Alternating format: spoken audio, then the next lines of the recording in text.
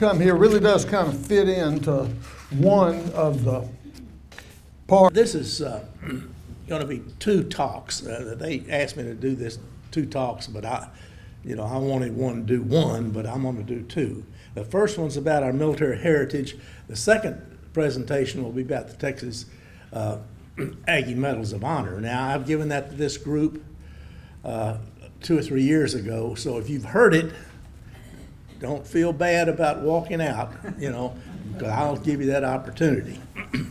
Now, the book, who is it? The University Press is supposed to be over here to have some of my books if anybody wants to buy a book, and we'll have to let you know if they've arrived. They are. They're here? Okay. So anyway, you can do that, and I'll sign it if you want me to. Okay, our military heritage at Texas A&M began with the Morrell Land Grant Act in 1862. Now, they weren't doing a lot of building of universities in 1862. They had other things going on. And it wasn't until about 1976 that A&M managed to open the first college here. And that's when the Corps of Cadets was established. And many of the staff and the faculty for the Corps and for the university or college at that time were veterans of the Civil War. Now, the Aggies first went forth to defend the Stars and Stripes in the Spanish-American War. 27 Aggies were commissioned at once at the beginning of the war, and then an additional 20 received their commissions during the war. And in 1898, the university loaned the Army a couple of old cannons they had. Now, I've never been able to find out if they really used those cannons, but we loaned them our cannons. In 1917, when war was declared on Germany, the entire senior class volunteered for service, and they immediately went to officers' training school at Leon Springs. And I can just see those guys now say, hey, this is the easy way out of here, and off they went. Well, the university recognized this as a patriotic, they had a patriotic motive, and they awarded them their degree. And the graduation ceremony for that class of 17 took place under a large oak tree at Leon Springs. That's in the hills near San Antonio. In March of 1917, 1 month before the war was declared, President Brazil volunteered the entire college to the federal government to be used as a training ground or training site. And by this action, Texas A&M became the first college of the nation to offer their facilities. Now, what happened? The Army came down and established some schools here. One was to train meteorologists, and they trained 200 meteorologists for the services. The Electrical Engineering Department trained soldiers for the Signal Corps. But the largest training program was a school for truck drivers and mechanics. Now, in 1917, not a lot of people knew how to drive, and not a lot of people had cars, so there was a big demand for truck drivers and mechanics. Well, this training was conducted by the Department of Ag Engineering, and it reached its peak of 3,000 during the war, and it turned out many thousands of soldiers to drive and maintain the Army's rolling stock. Over 50 Aggies died in World War I. Now, some say the tradition is that 55 died. However, only 54, as far as I know of it, have been identified. And there's a program ongoing to find that other guy to come up with 55. We fly 55 flags around Kyle Field for the 55 Aggies supposedly that died in the war. There's supposed to be 55 trees around the drill field. And so there's a program going not only to identify the 55, but to remark the oak trees around Simpson drill field. Now, an interesting fact is that during World War I, more than 50% of the living graduates of A&M were serving on active duty. Now, on December the 8th, 1941, the day after Pearl Harbor, the A&M administration and faculty once again did as they did in World War I. They pledged their full support to the national war effort. During World War II, many thousand soldiers and sailors attended Texas A&M. The Army had what they call the ASTRAP, or the Army Special Training Program, and the Navy had the V-12 program. They brought these students in here. They were university students, and they were training, giving them education, and eventually hoping they would become officers. And in 1943, June of 43, there were about 6,000 enlisted personnel in various Army and Navy programs on the campus. And at that time, the Corps numbered 1,655. The Navy and Marine students lived in what's now known as the Quad, and the Army lived in the older dorms in the center of the campus, and the Corps was housed in the dorms on the north side. Now, with the high losses that we suffered in 1944, the Army shut down their college program, and of course most of those guys wound up in the infantry. In World War II, the Aggies once again answered the call. 5,000 Army Reserve Aggies were already on active duty when Pearl Harbor was attacked. Now altogether 20,000 served in the war and 14,000 were officers. Now this is more officers than any other educational institution, including the military academy. 7 Aggies were awarded the Medal of Honor in World War II, and at least 43 were awarded the Distinguished Service Cross or the Navy Cross, the second highest award for valor. The Aggies answered their call again in Korea. It's estimated about 1,900 Aggies representing the classes from 35 to 53 served in the Korean War. Now, many Aggies that had fought in World War II were recalled to active duty for service in Korea. Now, the next war where the Aggies served was the Vietnam War. There are no numbers available on how many served in Vietnam. During that period, there were many Aggies serving as career officers in the military services. And the war mostly affected the classes of the 60s, and chances were that those who were commissioned about that time were soon on their way to Vietnam. And the military draft also resulted in many Aggies serving in the war as enlisted men. I say, hello, non-regs. I used to tell those guys that didn't want to take commission, I was going to make them a machine gunner when we drafted them, but we never did draft them. In many conflicts since Vietnam, the Aggies have been there. They were in Panama, Grenada, Somalia, Kosovo, Bosnia, Iraq, and today they're serving in Afghanistan. And they're also serving in the National Guard and Reserve Forces. In fact, an Aggie class of 82, old Red Brown, used to be one of my cadets, is the commanding general of the Texas National Guard 36th Division. So let's look at some of the ways that the heritage has been preserved at Texas A&M. You go to the drill field. What other university has a drill field in the middle of their campus? Not many. You walk out on the drill field and you look over to the east, there's Military Walk, where the Corps used to march into Savisa Hall. Look over to the west side of the drill field, there's a monument, World War I, for the 50-some-odd Aggies that were killed. You look over, I guess, towards the south, and there's a Memorial Student Center. And it's dedicated to the Aggies who gave their life for their country. And inside you'll find Medal of Honor displays. Now, I want you to know those are all replica medals, so don't get excited when you go in there and think you saw something. To see something, you got to go to the Corps Center where the real medals are. And there's a plaque in there for World War II dead. There's another plaque that has the names of Corregidor and Philippine defenders. And then there's a display of all the Aggies that have died in other wars. Now, you walk around the campus, you see statues. There's General Hollingsworth in the Corps area. You see a statue of Pinky Wilson, who wrote the war hymn, right? Wrote the war hymn, and he's in his World War I uniform, campaign hat, and the whole business. And you go over towards Rudder Tower, and you see a statue of Rudder. Now, that's because he was president, but he was also a soldier.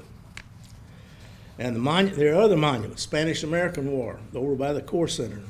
On the Corps Plaza, there's a memorial with the names of those who died after World War II. And then we've got some medals displayed, personal, individual military medals.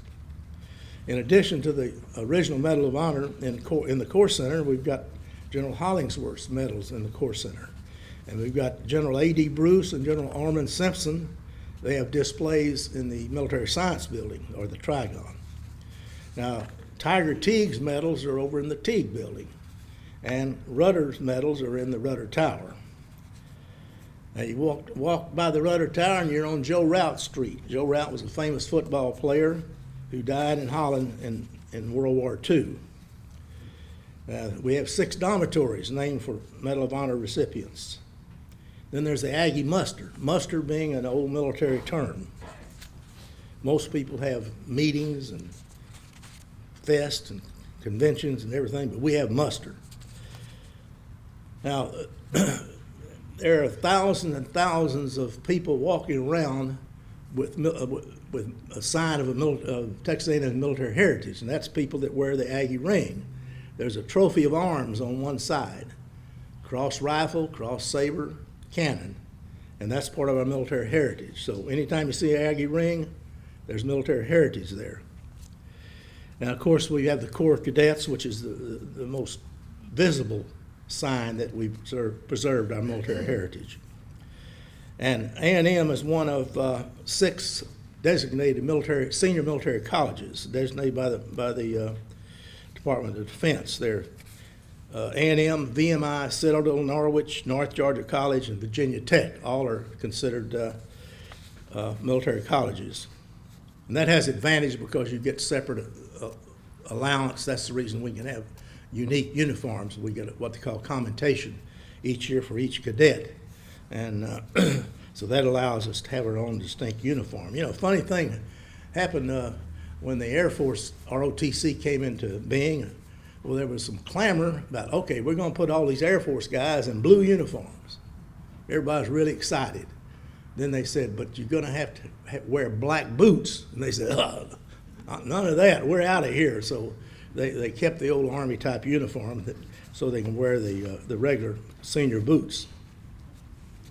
And Texas A&M is officially the Military College of Texas, and this happened a few years ago. I'm not sure what all they went through, but had to go through a resolution over in Austin.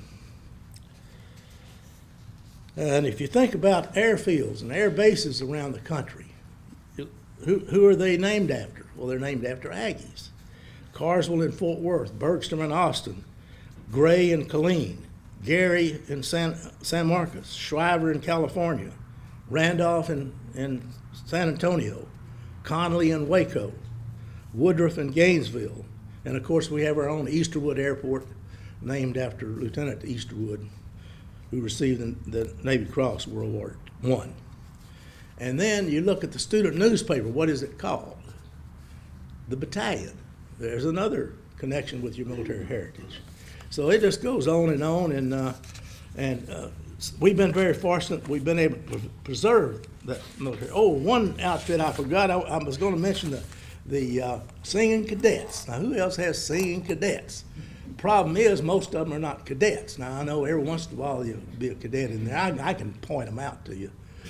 I'd love to have them for about 2 or 3 hours and give them some close order drill so they could do right face and right turn and kind of march. But anyway, that's not part of my job. But I'd sure like to get at them. They do okay on the haircuts. I'll say that for them. But that marching, they got a long way to go. Okay, so that tells you that that's about all I have to say about military heritage. And if you think about this, you know, you can probably come up with some other signs of how we preserved our military heritage at Texas A&M.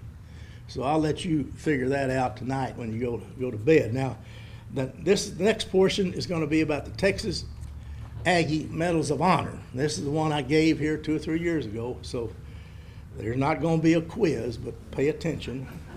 And if anybody wants to leave that have heard it, they're certainly welcome. Now, I've got some books. I'm not selling these books. I just want to show you. These books, if you're interested in the military heritage of Texas A&M, I couldn't recommend 3 better books. John Adams wrote Keep of the Spirit. It's the history of the Corps Cadets. Henry Detloff, and a lot of you know, wrote this wonderful book. This is a great book, Texas Aggies Go to War. And this thing has really been popular and been reprinted several times. And of course, it's my book, which is out of print now, but we're getting another run in. But there's a few left. Now, the ones that are left are first edition, so if you're an investor, you might want to get a first edition today.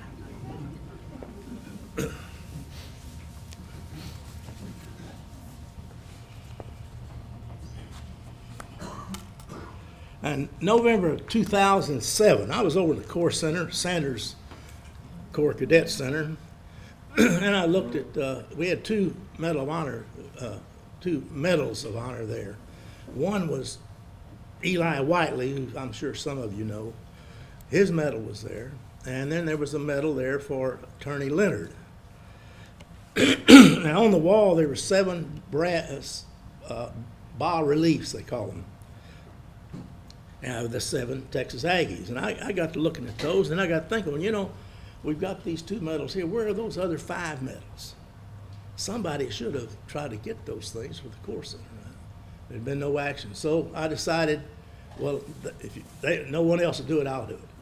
So I started trying to find the families. That was the first thing. And, you know, running down people 65 years later is not that easy, but I was able to locate the 5 families. And of the 5 families, 4 of them agreed to loan us or donate the Medals of Honor. So that's how we got those. But during this search for the families, I just kept getting more information, had stacks of information. I thought, you know, that ought to be preserved. So I'll just put that in the archives. Then I got to thinking, well, you know, I'll just write a book about this. Nobody else wrote a book, and I don't know why no one else had ever thought about writing a book about that. So if they don't do it, won't do it, I'll do it. So that's how I came about to be a published author, as we like to say in the trade. Now let's just look at these 7 guys. First is Lloyd Pete Hughes, and I became very close to his family, his uncles and nephews and nieces during all this time, and they were very, very helpful, very nice. And you just look at that guy and you know you'd like him. He was born in Alexandria, Virginia in 1921. And he was raised in Refugio, where he was a star football and basketball player. He entered A&M in 1939. Now that was an exciting year at A&M. Last year was fairly exciting, but not like 39. He majored in Jim, they can't hear you. you can't hear me. Okay, I'm talking up there. I'll talk to you. He majored in petroleum engineering. He, like so many of us, he had a little problem with academics in his freshman year, and he dropped out after the freshman year and went down to Corpus Christi and went to the junior college there.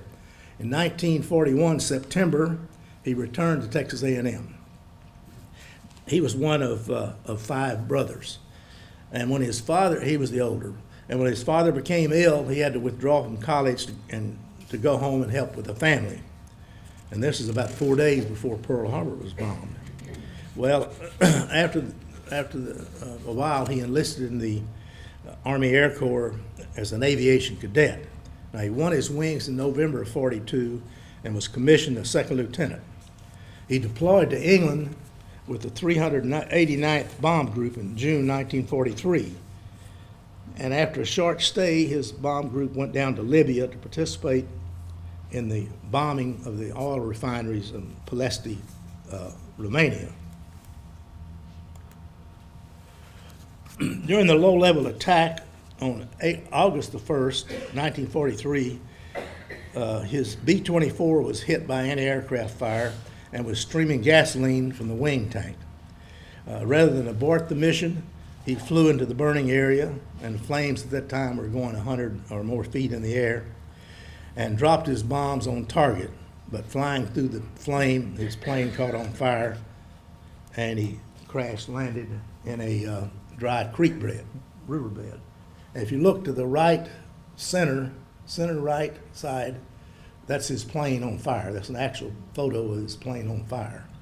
Before they left Libya, they gave each one crew member on each aircraft, there were 178 aircraft, a camera, and said, take all the pictures you can. And so we wound up with a number of pictures from that raid. If you look, there's a creek, a riverbed there, and if you look closely, you'll see his plane, which is cartwheeling in the bed. That's when they crashed. Only 2 members of the crew survived. In 1950, his remains were returned to the U.S., and he was buried at Fort Sam, Houston. Now, one unique aspect of my book is the section on repatriation and burial of each of the 5 that were killed during the war.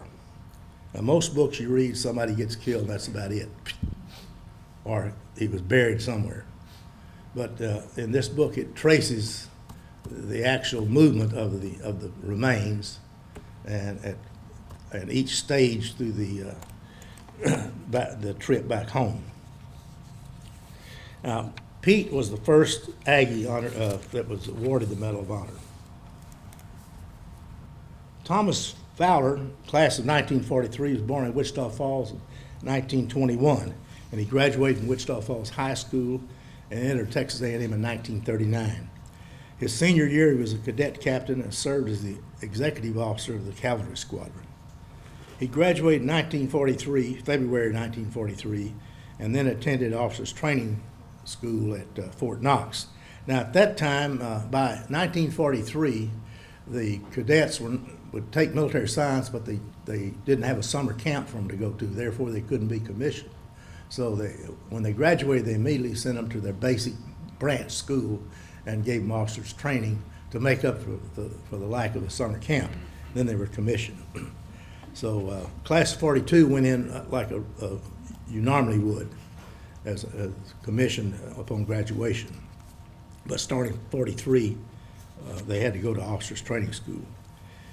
And as soon as he was out of there, he returned home and he married his high school sweetheart. This is a picture of him at the ring dance. He joined the 191st Tank Battalion in the Anzio beachhead in Italy in 1944, March of 1944. And in May of 1944, he was serving as a liaison officer to an infantry regiment in the 45th Division during the breakout from the Anzio beachhead. He took command of 2 disorganized infantry platoons that were held up in a minefield. And after personally clearing a path through the minefield, he then led the soldiers through the minefield, went back and got some tanks, led them through, and then they attacked towards the enemy. 10 days later, while commanding a tank platoon, he was killed in action. He was shot by a sniper. In 1948, his body was returned to Wichita Falls for burial.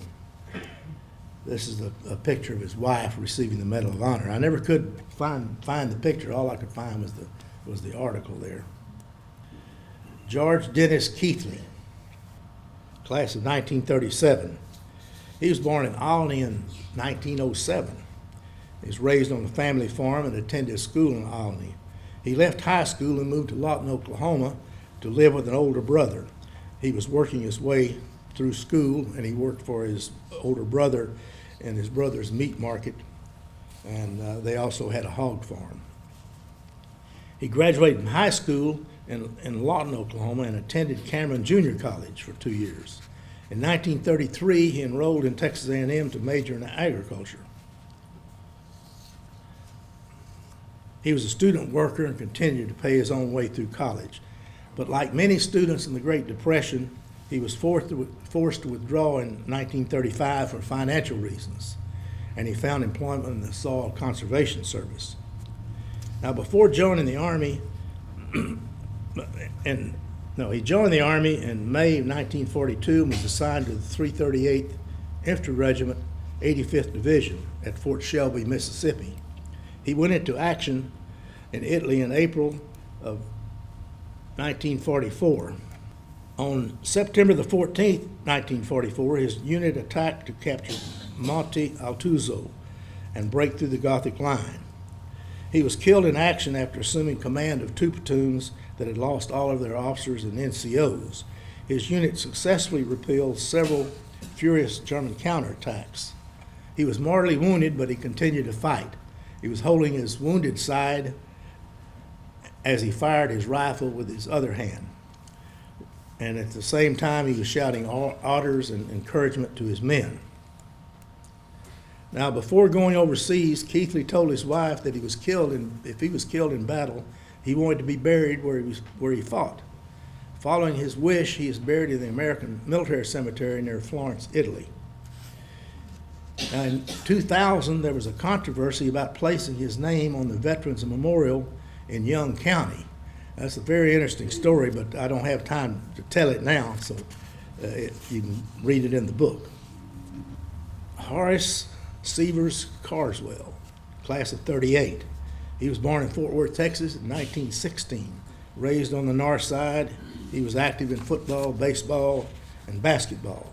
He graduated from Northside High School and entered A&M in 1934, hoping to make the team, the football team. He was majoring in agriculture. Now, when he didn't make the football team, he withdrew after his first year. And then he went back to Fort Worth and worked a year.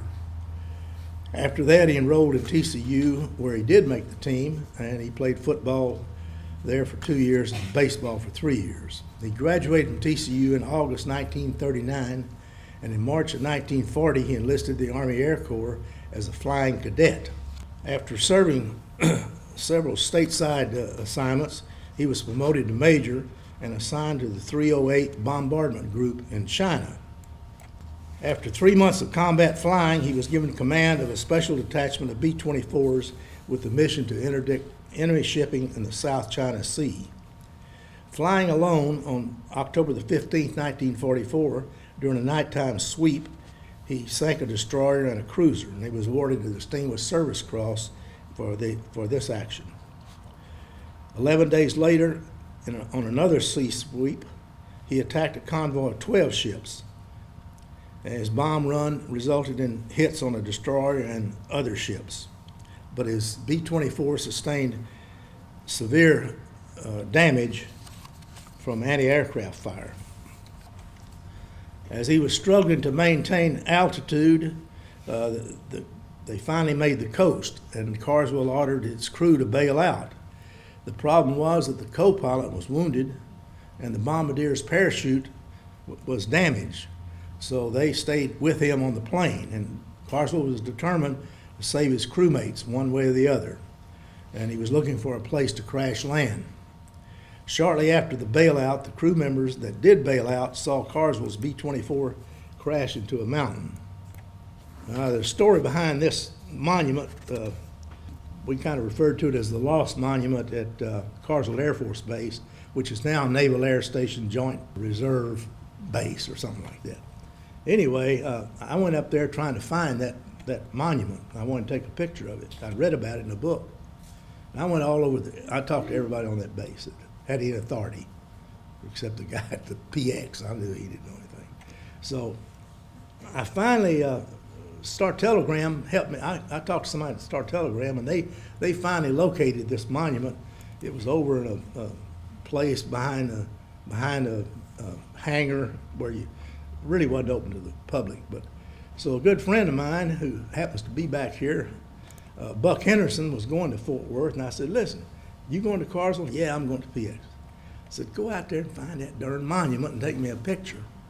So sure enough, Buck went out, and he claims he had to go into an unauthorized area, but I don't know if that's true or not. But anyway, Buck did get this picture, which of the monument to Carswell, which is in a hidden place in the air base up there. But Carswell was initially buried at a Catholic mission in Chongqing, China, and his remains were repatriated to the States in 1948. Today he is buried in the Oakland Cemetery in Fort Worth's North Side and near his childhood home. Now, if you read my book, I want you to pay attention to how many times Carswell was buried. You'll be surprised. That's the Carswell Monument at the cemetery.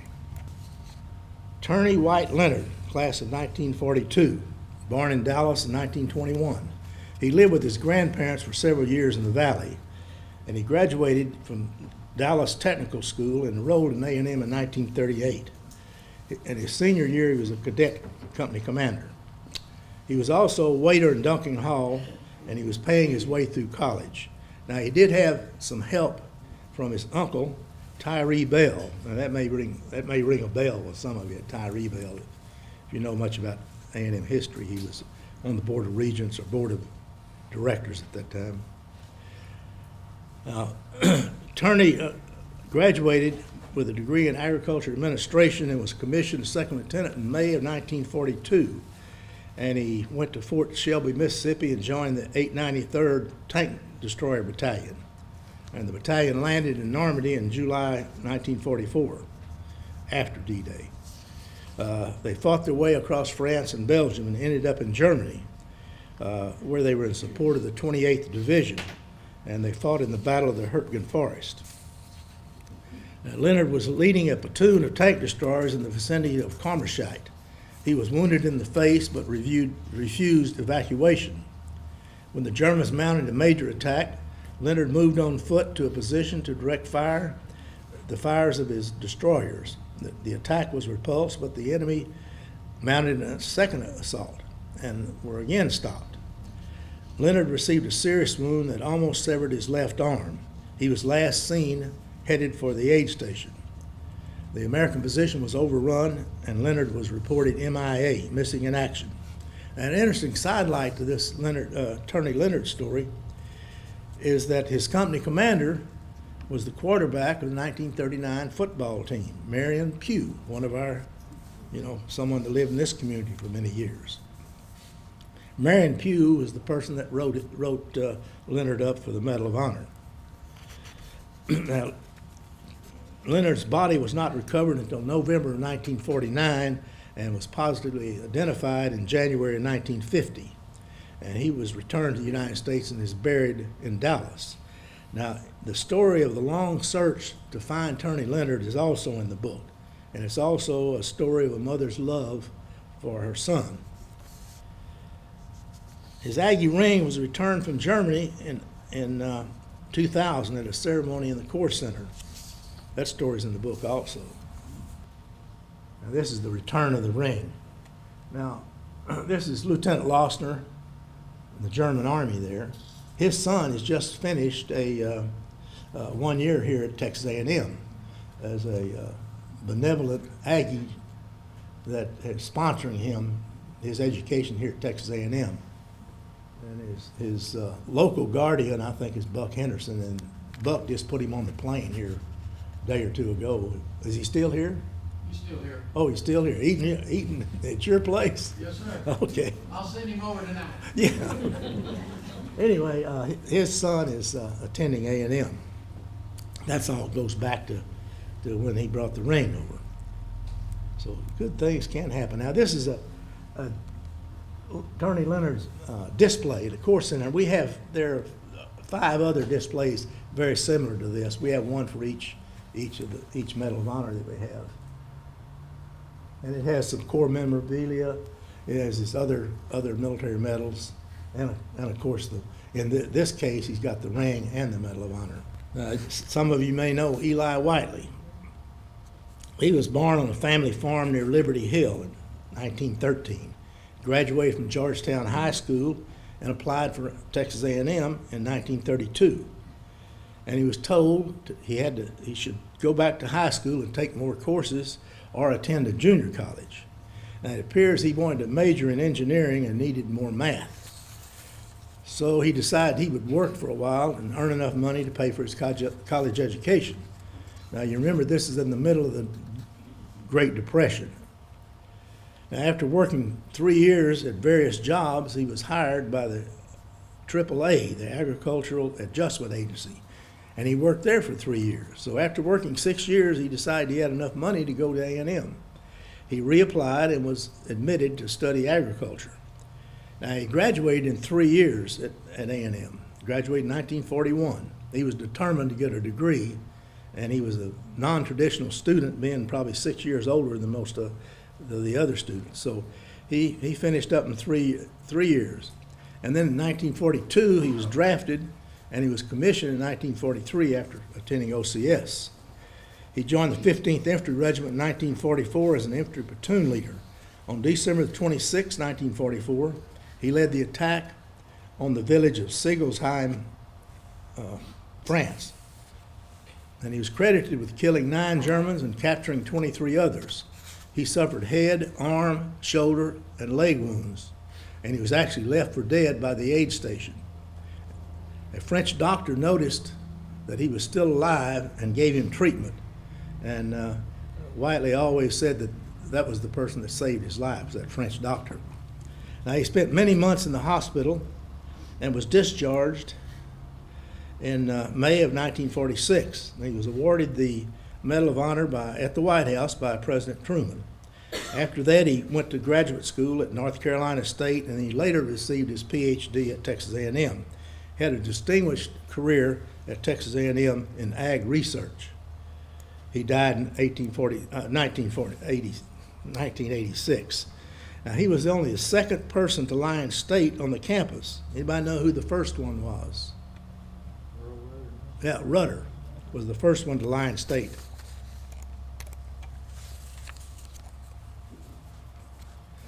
Now, the funeral services were held in Rudder Tower, and a military cortege carried his body across the campus.